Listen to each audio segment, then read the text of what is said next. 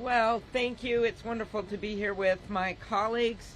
And I especially wanted to thank Joanne Jenkins for and AARP, because I think you all know, my colleagues have mentioned this, I think it's 3 pharma lobbyists for every member of Congress. 3 pharma lobbyists for every member of Congress.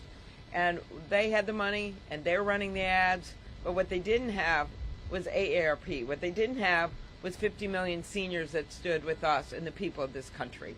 And Joanne putting her own face on the ads was one of my favorite things. So, but it was a pushback, and it was long overdue.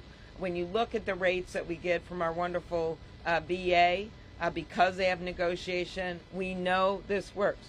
We know it works.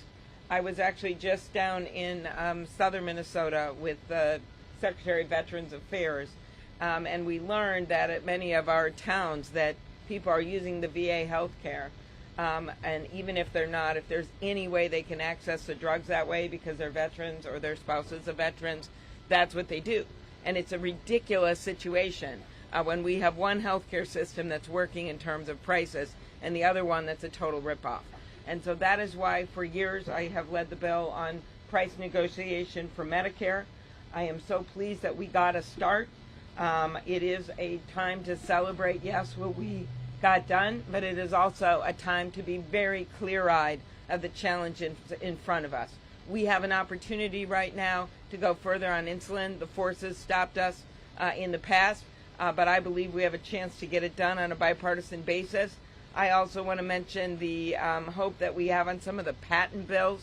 Senator Grassley and I think for it's not as long as Senator Grassley's been in the Senate, but it's been a while, have been pushing to pass our pay for delay to stop the egregious practice where Big Pharma pays off generics to keep their products off the market.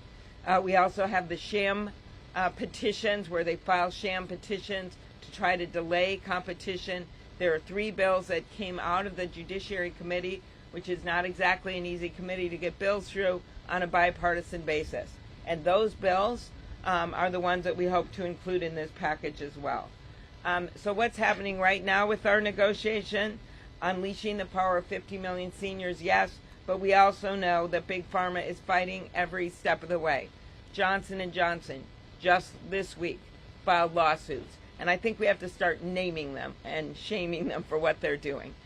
We had a moderate proposal that included a few blockbuster drugs and then increased the number of drugs over years. It didn't go nearly as far as I believe we should have. We should have been allowed all drugs to be negotiated, but they are still standing in our way. They are putting every lawyer they have and the legal power to try to stop us in our tracks.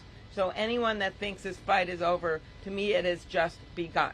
It's begun because of the insulin prices for our seniors. That's a victory. It's begun because of the limits that we put on out-of-pocket. Yes. It's begun because we passed this bill after decades of trying to lift a provision that the lobbyists for the pharmaceutical companies literally wrote into law. But the fight has only begun. It is raging in the courts, and it's going to continue to rage in this building.